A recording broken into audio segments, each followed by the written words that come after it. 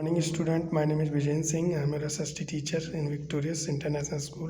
We are going to start chapter number 11, which is the story of Egypt. Now to the topic is Egyptian writing. We know about the Egyptian civilization in great detail. हम सभी जो है मिस्र की सभ्यता के बारे में काफ़ी कुछ जान चुके हैं because the Egyptian script was very well in written, क्योंकि जो मिस्र की भाषा है वो बड़े अच्छे तरीके से लिखी हुई है. Historians were able to read and understand them very well. तो जो इतिहासकार हैं वो उस भाषा को बहुत अच्छे ढंग से पढ़ लेते हैं और समझ लेते हैं. ये प्लस पॉइंट है मिस्र की भाषा का कि इतिहासकार उसे पढ़ पा रहे हैं, समझ पा रहे हैं. इसलिए हमें जो है मिस्र की सभ्यता के बारे में काफ़ी कुछ पता लग गया है, पता चल जाता है. The Egyptian used a method of picture writing known as hieroglyphics. तो जो है मिस्र के जो लोग होते थे वो चित्र लिपि का इस्तेमाल करते थे. आप इस चित्र के माध्यम से देख सकते हैं. इसमें जो है भाषा कुछ चित्रों के रूप में कुछ आप देख रहे हैं, कुछ चित्र बने हुए हैं. इसी प्रकार की भाषा का इस्तेमाल जो है मिस्र के लोग किया करते थे. इसे हीरोग्राफिक कहते हैं, ठीक है, जिसे या हिंदी में कहते हैं चित्रलिपि, ठीक है. They wrote on the wall of buildings और ऑन पाइपरस स्क्रॉल. तो ये वो क्या करते थे, जो बिल्डिंग्स होती हैं उनकी दीवारों पर लिखते थे या पाइपरस स्क्रॉल के पर वो लिखा करते थे. पाइपरस क्या होता है बेटा? Papyrus was a plant grown along the river Nile. Papyrus जो है नील नदी के किनारे जो है पौधे उगा करते थे, ठीक है.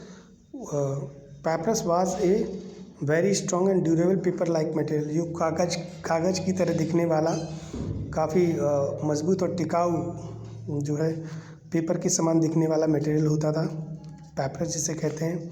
It was cut into strips and pressed to form an even material. इसे हम जो है कैंची या किसी धातु के माध्यम से आसानी से काट भी लेते थे. Which was used for writing, जिसका इस्तेमाल जो है लिखने के लिए किया जाता था. The word paper come from the पाइपरस.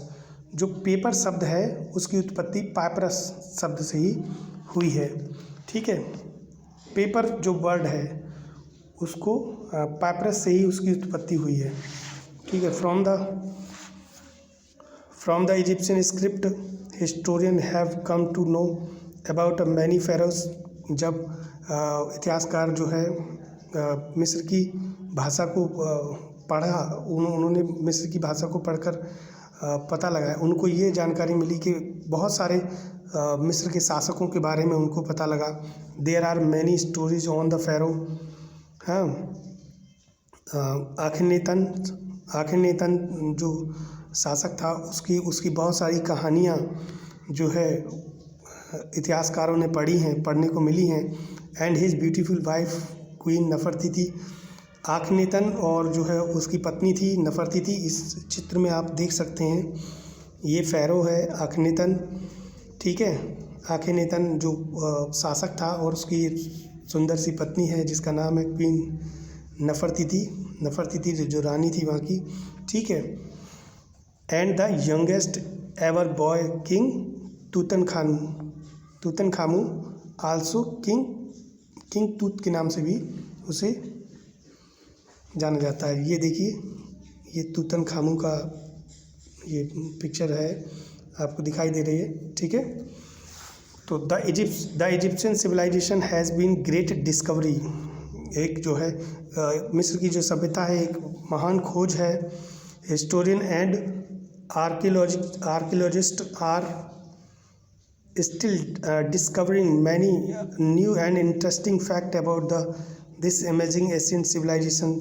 इतिहासकार और जो है आर्कियोलॉजिस्ट बहुत सारे रोचक तथ्य जो है मिस्र की सभ्यता से प्राप्त करते रहते हैं. उन्हें बहुत सारे रोचक तथ्य उनके सामने आए हैं मिस्र की सभ्यता से. Now even you know about the story of ancient Egypt and it's great civilisation. अब आप जो है नाउ यू इवन नो, अब आप जान चुके हैं, क्या जान चुके हैं? इस कहानी के माध्यम से मिस्र की जो है महान सभ्यता के बारे में आप पूरी तरह से जान चुके हैं या काफ़ी कुछ जान चुके हैं। तो इसी के साथ ये चैप्टर आपका ख़त्म होता है। नेक्स्ट वीडियो में हम आपको अगले chapter the story of Harappa के बारे में बताएंगे। तब तक के लिए थैंक यू।